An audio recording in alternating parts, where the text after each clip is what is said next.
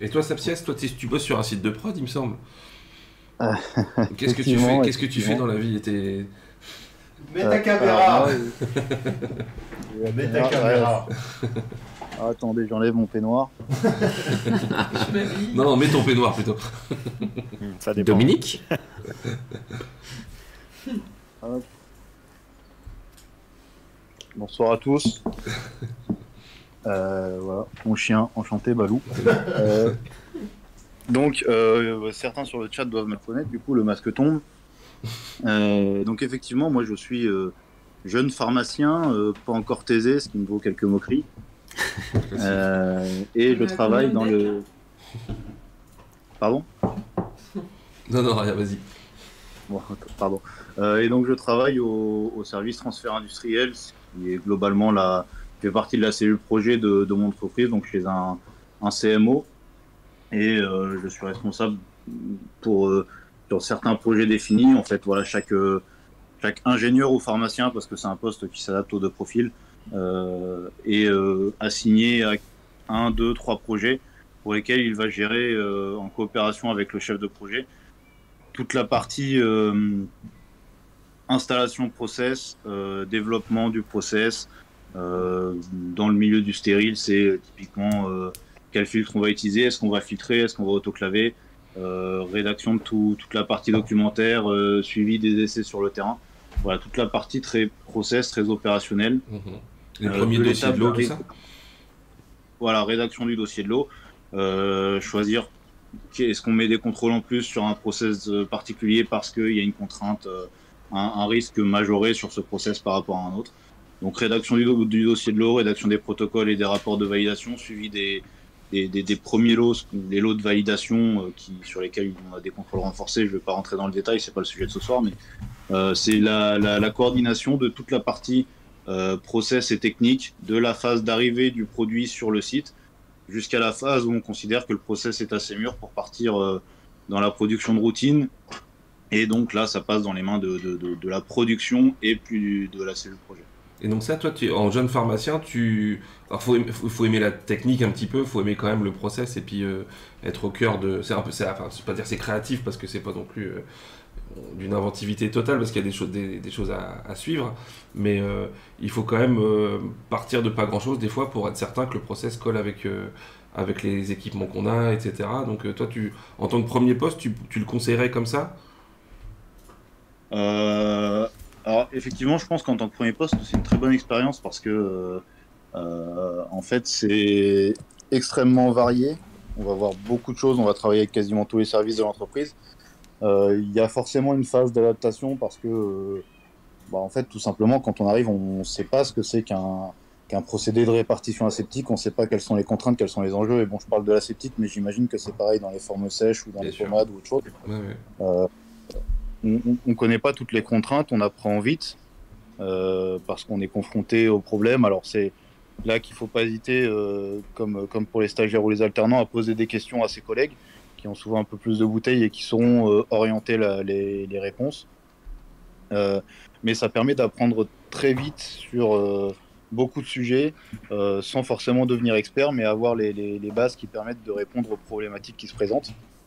Et donc voilà, c'est assez challengeant parce que derrière un projet, il y a un client. Alors ça peut être soit un client interne, soit un client externe. Mais on n'a pas tout le temps qu'on veut, c'est-à-dire on n'est pas...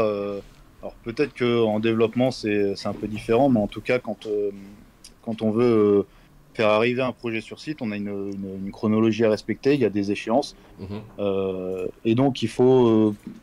c'est là que tu parlais de créativité. C'est vrai que on n'est pas des artistes, mais il faut savoir parfois... faut s'adapter, quoi.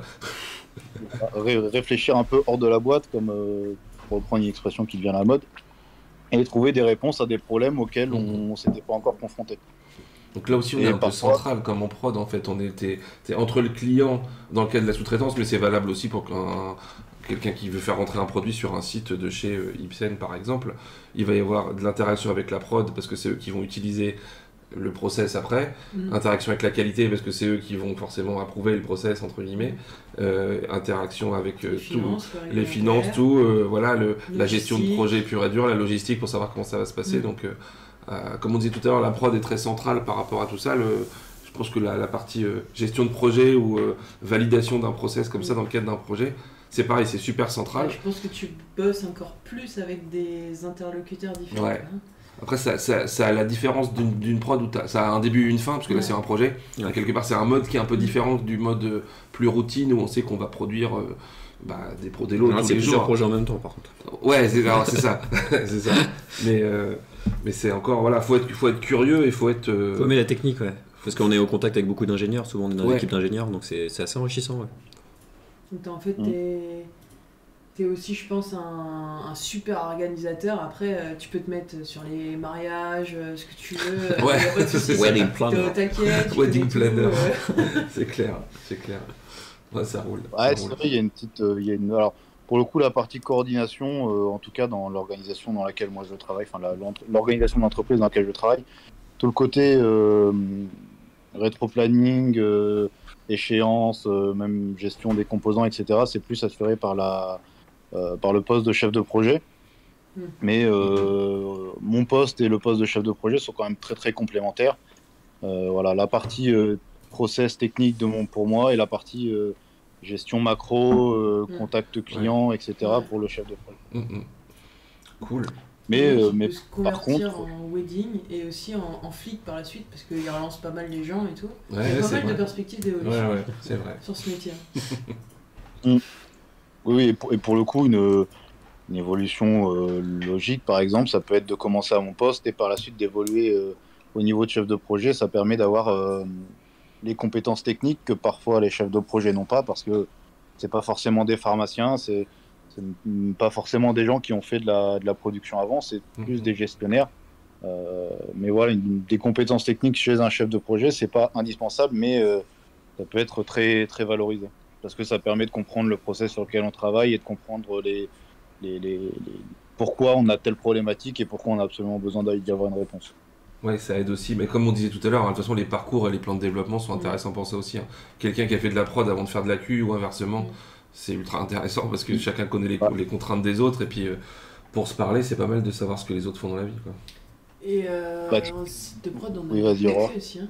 Ah ouais, on va rebondir au Sapsias. On reste avec nous, mais on rebondit parce qu'on n'a pas 1000 ans sur les autres types de métiers qu'on a aussi. Et il y a un métier qu'on n'aborde pas beaucoup, mais on était sur la qualité. Il y a toute la partie contrôle qualité aussi, tout le sécu. Où là, c'est une boîte noire. Ouais. Alors c'est l'usine dans l'usine, souvent on dit. Ah ouais. Mais, pour donc, moi, je vois des paillasses de TP, tu vois. C'est vrai que c'est un peu ça. C'est un peu ça quand même. Donc le contrôle qualité. HPLC, DGC, voilà. On a tendance à dire que c'est. Enfin moi je l'appelle souvent petite usine dans l'usine. Là où la prod fabrique des produits, le labo fabrique des analyses quelque part ici. Alors ça se palpe moins forcément, c'est pas une boîte quoi, mais ils ont une organisation qui est très très proche d'une organisation de prod avec des plannings. Ils ont des équipements qui sont pas des équipements de production, qui sont des équipements analytiques, mais c'est quand même des équipements avec une cadence, avec des gammes, de la maintenance, avec de la qualification d'équipements à faire. Donc c'est très très proche dans la façon de gérer d'une prod. Par contre, on va dire que la population des gens du labo sont forcément très très analytiques, donc c'est des gens de paillasse essentiellement quand même, qui sont là pour faire, alors soit en général dans le contrôle qualité, il y a la partie physico-chimie, donc les gens qui sont plutôt dans la partie, tout ce qui est HPLC, chromatographie gazeuse pour des dosages, identification, des choses, donc analyse physico-chimique on va dire, et puis une partie du laboratoire qui est plus ou moins développée en fonction de la forme pharmaceutique, qui est la partie microbiologique, où là si on fait du stérile évidemment elle va être très développée, au sens où on va avoir toutes les analyses liées à l'environnement, aux tests de stérilité des produits, etc. Et sur une forme sèche, un site de forme sèche ce sera forcément moins développé, mais il y en aura toujours quand même, parce qu'on a toujours un peu de microbiologie à faire, et où là c'est vraiment les boîtes de pétri, les microscopes, les identifications, les choses comme ça, les endotoxines et tout, où là c'est encore une autre partie du labo. Mais ça reste de la paillasse. Est-ce que... désolé, des formations professionnelles, mais est-ce qu'on essaye un peu de te challenger niveau performance ou pas sur un laboratoire de, Bah oui. de qualité? Bah en fait, la prod, elle a ses contraintes de perf au sens où il faut que la prod soit commencée et finie dans un temps donné, avec une qualité donnée. Et le laboratoire, c'est pareil, parce que si tu as produit des beaux médicaments, mais que l'analyse, elle prend 3 fois plus de temps. Ouais. Tu as en général un temps Ton fixé cycle, pour dire ce délai dépassé, c'est que t'es plus bon, et le retard accumulé pour la libération du produit, c'est plus en rapport avec la prod, c'est en rapport avec le labo. Et tu as la même chose ici en amont, puisque le labo travaille déjà en amont pour libérer les matières premières, alors qu'il y a déjà une date fixée pour la prod. Quoi. Ouais, c'est vrai. Qui savent déjà et en parallèle, ils ont les stabs. C'est vrai. Donc les stabilités des produits qui doivent combiner en analyse avec les produits finis et les matières, donc c'est pas tout le temps évident. C'est sympa ça. Bah c'est ça, bah t'analyses tout ce qui rentre, tout ce qui sort, et puis les stabs aussi. Donc, Et du coup, comme t'es pharmacien là-dedans, tu fais quoi? Et ben en fait, je trouve que ça s'approche un peu de la prod, au sens où un pharmacien va pas, pour le coup, va pas faire de la paillasse, hein. C'est-à-dire que quelqu'un qui est pharmacien... Pour le fun, pour aider. Pour le fun, ouais, s'il veut un petit peu, mais c'est rare que le pharmacien... Il va mal le faire. Ouais, non, il y a des mecs qui sont beaucoup plus... Je me souviens de mes TP. Ouais. Non, C'est les comme techs, ils sont bien un meilleurs. pharmacien de prod, il peut aider à faire de la mise en caisse au condi, mais rarement tu vas Ouais. mettre les mains dans les gants dans un isolateur pour faire du stérile. Tu vois. Difficile. Là, c'est un peu pareil. Donc là, le manager, enfin, en général, ça peut être des managers d'équipe, de laboratoire. Un pharmacien qui est, voilà, donc aime bien l'analyse, il va être plutôt dans ce genre de poste-là, où il va faire exactement la même chose. Enfin, la même chose. Côté analytique, gestion des gens, les plannings de... alors voilà, il y a encore plus d'équipements qu'en prod, mais comment on fait pour que tel produit soit analysé? En plus, ils ne sont pas analysés que sur un seul flux, les produits. Les Il contrôles va de y qualité, avoir je tel suppose que produit. tout est pas parfait. Et les non procédures plus. qualité, les déviations, parce qu'il y a Ouais. voilà, toute la partie... Les OS. Les OS, donc les... Out of specifications. Bravo. Les résultats non conformes qui peuvent être soit des vrais résultats non conformes parce qu'il y a eu un problème pendant la prod ou un problème de chez le fournisseur si on analyse une matière, ou qui peuvent être aussi d'origine analytique, et ça c'est une spécificité du labo. C'est-à-dire que c'est pas parce qu'ils ont généré un résultat non conforme que c'est forcément que le résultat est non conforme. Vu qu'ils sont eux-mêmes, ils analysent quelque chose et ils ont eux-mêmes des biais qui peuvent faire que le résultat est pas bon parce qu'ils l'ont mal analysé. Donc ça ajoute une sorte de... c'est une spécificité en fait, donc ils doivent analyser tout ça. Mais ça s'approche, pour moi, un pharmacien qui bosse en labo, faut qu'il aime l'analytique quand même, hein, parce qu'on manipule des chiffres, des tendances, pour voir, voilà. Mais ça s'approche vraiment de la gestion d'équipe de prod, je trouve. Sur un site de prod en tout cas. Pour les 5e années qui passent à l'hôpital, ça ressemble au stage en pharmacotox quand on aime bien, ou en microbio, et je pense que c'est pas mal comme expérience industrielle derrière. Parce que les équipements sont en général beaucoup plus récents et c'est un peu plus sympa que l'hôpital. C'est vrai. Le labo est aussi là pour voir des éventuelles failles en prod. Bah oui, Céline, 76 Aspen, t'as raison, effectivement. Et ça me fait penser à un métier aussi qu'on n'a peut-être pas abordé et qui est aussi rare que RH, et Aurélien peut peut-être nous en parler parce que je sais qu'il en a un chez lui. Un pharmacien qui a fait AQ Prod et maintenant qui est à l'IT, côté validation informatique. Ah, wow. Ah ouais, oui. Ouais, on fait tous des erreurs, mais oui. Non, Nicolas, on a 2 pharmaciens. On a Il y en a Nicolas deux. qui est responsable IT, qui est responsable IT maintenant et qui était en AQ et en prod avant. Et on a aussi un pharmacien qui travaille sur de la qualification IT aussi. Et ça, honnêtement, c'est des métiers qui sont hyper en développement. Alors, il faut avoir quand même une petite fibre informatique. Mais malgré tout, il y a des spécialistes à côté qui peuvent nous aider et sur lesquels on peut travailler. Mais sur tout ce qui est partie, soit qualification, soit les responsables d'équipe, c'est aussi quelque chose qui est assez intéressant et qui est hyper en développement, en tout cas en lien avec la digitalisation, avec tous les automatismes qu'on a sur les lignes. C'est quelque chose d'intéressant. Ouais. il y a le même type de... Ouais. Dis-nous. Pardon, c'est justement une question par rapport à ça. Sur des postes comme RH, IT, des postes auxquels on n'attend pas des pharmaciens. On comprend que pour ceux qui ont une fibre vers le poste et qui s'y intéressent, ils puissent tout à fait occuper le poste. Mais est-ce qu'il y a une plus-value à être pharmacien à ces postes-là?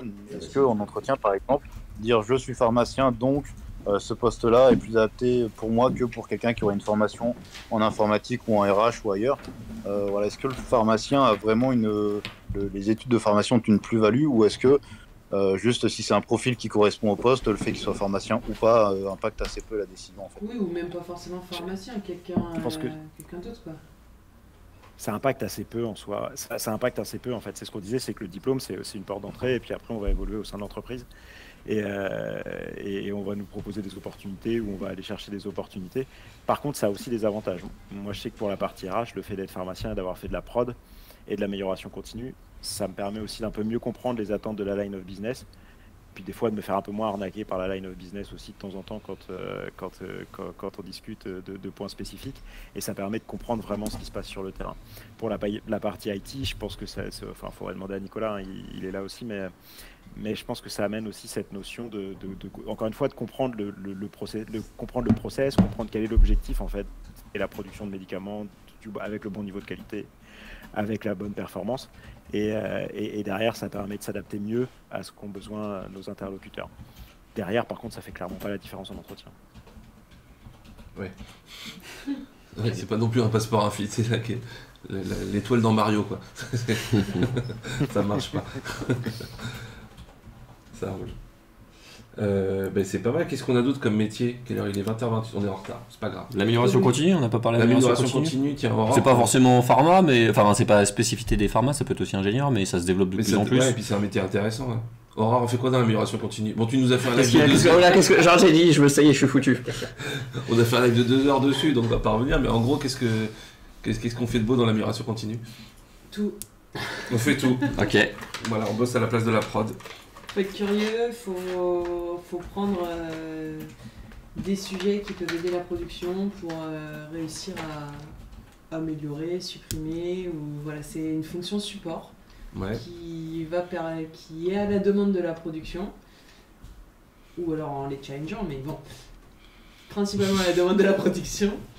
Et le but, c'est vraiment d'améliorer en fait le cœur du métier de la production, et voilà, c'est un peu comme ça que je peux le résumer. Ouais, mais c'est pas mal. C'est l'analyse.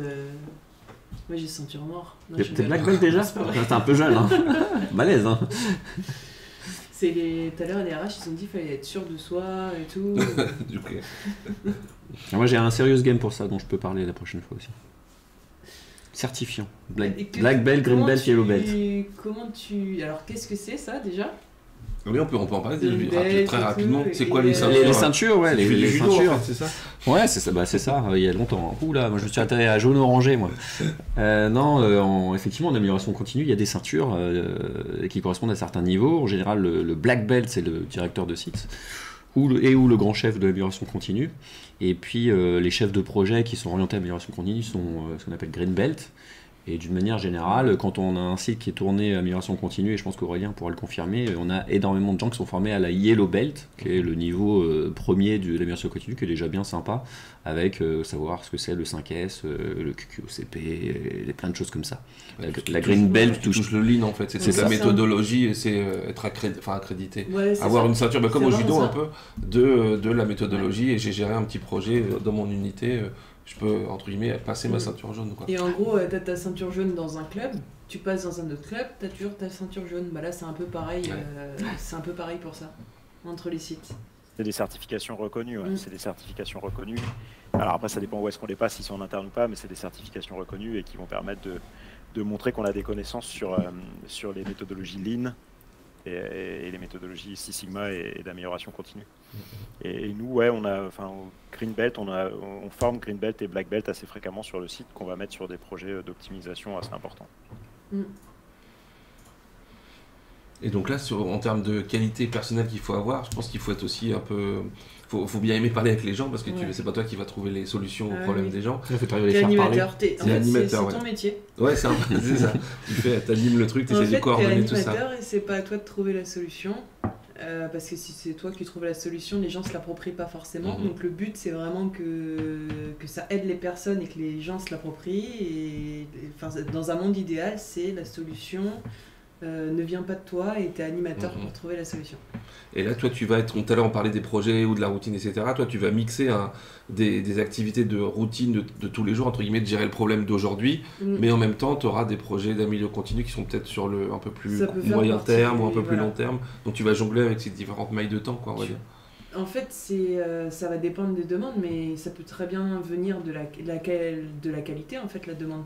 Ça peut venir d'un projet, ça peut venir aussi de la logistique, si ça se trouve. ça peut venir d'un peu partout. Mmh. Et voilà, et c'est là où c'est important d'avoir un regard extérieur, d'être capable d'animer des choses.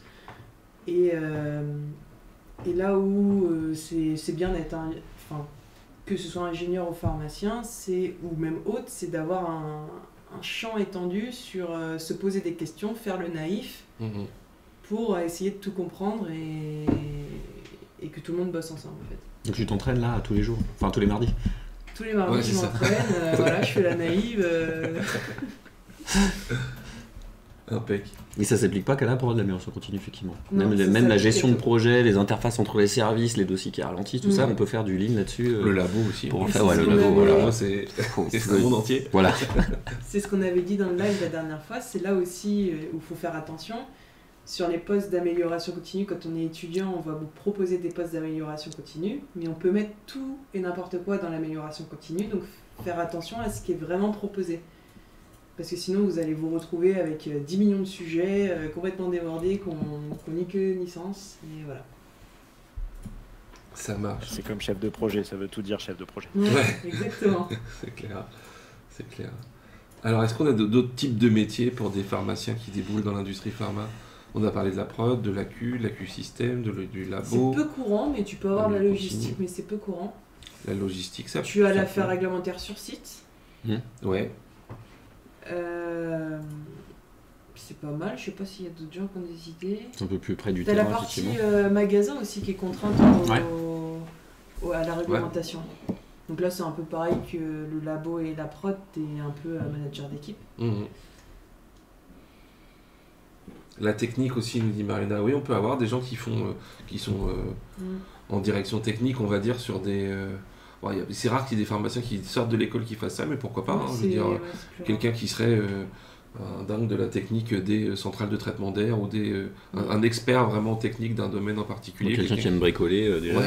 qui va aller vers la maintenance ou des choses comme ça. Ouais, en maintenance, ça pourrait. Hein, quelqu'un qui s'intéresse à tout ça, en méthode maintenance et tout, ça peut être intéressant aussi. Mais là, il faut avoir une appétence particulière personnelle, je pense. Ouais, non, c'est clair. Ouais, c'est ça. Bah, Il y a c'est aussi pareil la pour, qualification d'équipement qui est un peu rattachée à la technique. La qualif d'équipement, bah ouais, on Ouais. parlait de validation de C'est process vrai. tout à l'heure, Sapsias, mais la qualif d'équipement aussi, en gros, on va pas rentrer dans les débats, mais on qualifie des équipements pour être sûr qu'ils fonctionnent comme ils doivent fonctionner, puis on valide des procédés pour être sûr que le produit qui passe sur ces équipements qualifiés, il est reproductible. Mais quelqu'un qui aime la technique, faire de la qualif d'équipement, ça peut être super intéressant. Ouais. Ouais. Et c'est C'est vrai. des postes qui sont souvent proposés d'ailleurs, mais vous aviez fait le petit truc. Est-ce que c'est bien ou pas? Ouais. Très bien, très bien. Est-ce que vous avez d'autres questions? Parce que le temps tourne, il est déjà 20h34. Est-ce que vous avez d'autres questions? Est-ce qu'on a fait à peu près le tour? Est-ce que dans le chat, ça vous a éclairé? Sapsias, tu dois aller manger. T'as chaud, Freddy. Faire des RH, non, bah pas tout de suite. On a dit qu'il y avait des parcours un peu troublés avec des pharmaciens qui finissent au RH, mais bon, bah, Non, mais c'est pareil. Ça se fait aussi, pas en il y a sortie des de postes fac. Il y en a certains qui En vont, formation, tout ça, qui vont ça aller peut- en HSE, en hygiène sécurité. en EHS, ouais, environnement. bien sûr, ouais, C'est carrément. possible aussi. Hein. C'est vrai. Et après, consulting aussi. Et- On parle de sites directement, mais le consulting permet d'accéder aussi à aller travailler sur plusieurs sites, et faire différentes expériences, ça peut être sympa aussi. Et après, il faut voir Il y a aussi que vraiment quand des- on arrive sur un des site de prod, possibilités. au fur et à mesure, on est Mais j'ai bien aimé la remarque On est- tout à l'heure Vas-y, vas-y. de RH. La remarque tout à l'heure des RH, c'était de dire n'hésitez pas sur LinkedIn à interviewer des gens. Ouais, Et je carrément. trouve ça Ouais. super bien. parce C'est qu'au rare, final, moi je réponds à il y chaque a fois, mais pas c'est hyper rare. un profil pareil depuis le début de la chaîne. Il n'y a personne qui a le même profil. Enfin, je trouve ça super bien, quoi. Vas-y, Aurélien, Aurore qui t'a coupé. Ah, mais ce que je disais, c'est qu'une fois qu'on est sur un site de production, en tant que pharmacien, on est aussi sur des postes équivalents aux ingénieurs. Donc après, on peut évoluer vers un peu tout et il n'y a pas de réelle contrainte à partir du moment où on montre qu'on en est capable. Mais c'est plus une fois qu'on est arrivé et pas forcément sur l'entrée où on a plutôt des postes d'accès spécifiques, quoi. Exactement. Ouais. Donc faites vos preuves en toute humilité, Bah ouais, soit c'est ça. et on peut l'horizon résumer, sera grand ouvert Exactement. sur ce que vous voulez derrière, Soyez et les humble et opportunités. curieux. Exactement. Humble et curieux, vous aurez plein d'opportunités, et puis voilà, l'avenir vous sourira, quoi.